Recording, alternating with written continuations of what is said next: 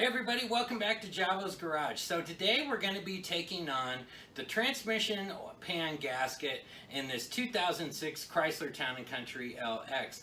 Now this should apply to all your vans from 2001 to 2007 that have both the 3.3 liter and 3.8 liter motors in your Grand Caravans and your Town and Countries. So we're going to go through this today. We're going to change out that pan gasket. We're going to put in a new filter and put in some new fluid. I'm going to go through it step by step, show you how to do it, torque specs, things of that nature, give you some inside tips, help you get the job done quick and easy. So let's get this job going. So quite frankly, your first step is gonna kind of be up to you. You can go directly down to your transmission pan down below and start unbolting it and get to your filter and replace your gasket that way. But that can be real messy because you have a bunch of fluid that's inside your transmission pan. So what I like to do is I like to try and get down into the pan before I remove it and get as much fluid out as I can so I don't have fluid spilling all over the place and it makes a big mess. And the way I do that is you pull out your transmission dipstick, which is located right here, and you have a couple of ways. You run a tube down through there and it goes down into the pan, and you can get like a little suction device, if you will, that you would pick up at like your local parts store. What I will use in this particular case is I have a pneumatic brake bleeder, and I've had this thing for a while and I love this tool. It's great. I not only use it for bleeding brakes, but sometimes you want to suck some fluid out of like a power steering reservoir or a brake fluid reservoir if you accidentally overfilled it or something. Today here is another great example of another use for it, which is I want to feed this tube down inside my transmission tube and suck all my fluid out so I don't cause a big mess. I'll provide a link down below in the description where you can get one of these. They're really inexpensive. It's a great tool for you to have in your toolbox there. And so I'm going to start with doing this. We're going to get as much fluid as we can out of here, and then we're going to go down below and we're going to remove that pan.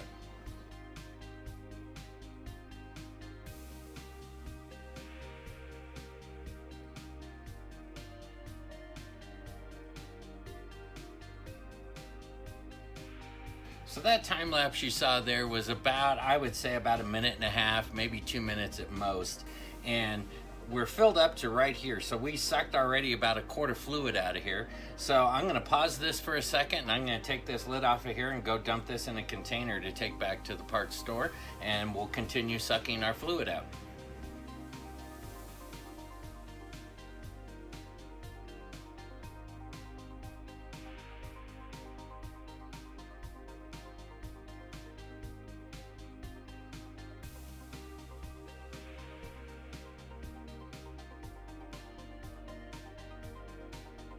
So we got as much fluid out as we could by going through the top, and I wanted to give you an idea. So this here is a gallon jug.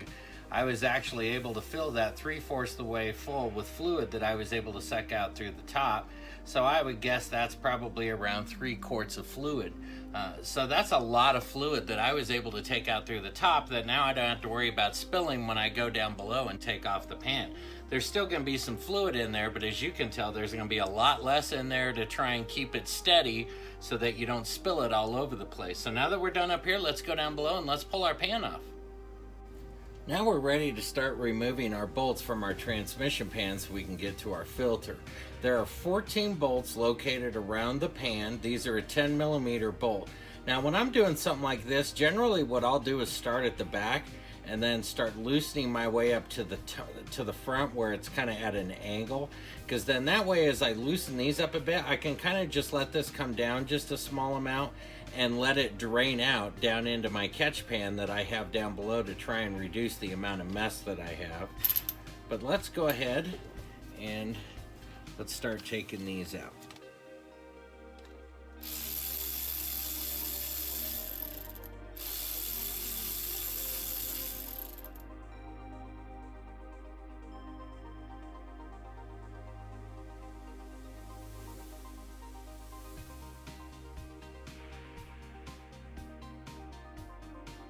Well, I was fortunate enough, once I got those bolts out, that the RTV that they use as a gasket from the factory was still holding just enough to be able to actually hold this in place. So what I'm going to do now is I'm going to use my gasket scraper tool and just try and start working this in here around the pan a bit and get this pan removed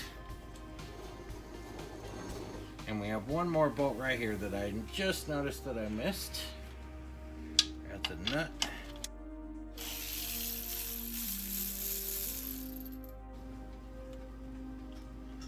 There we go. And I'm gonna work that around, and then we're gonna just drop this pan down nice and easy and drain our fluid out into the pan. So what I've started to try and do here is just work my gasket scraper in here a bit, and I'm kind of having to tap it in. I'm being really careful with where I'm going in.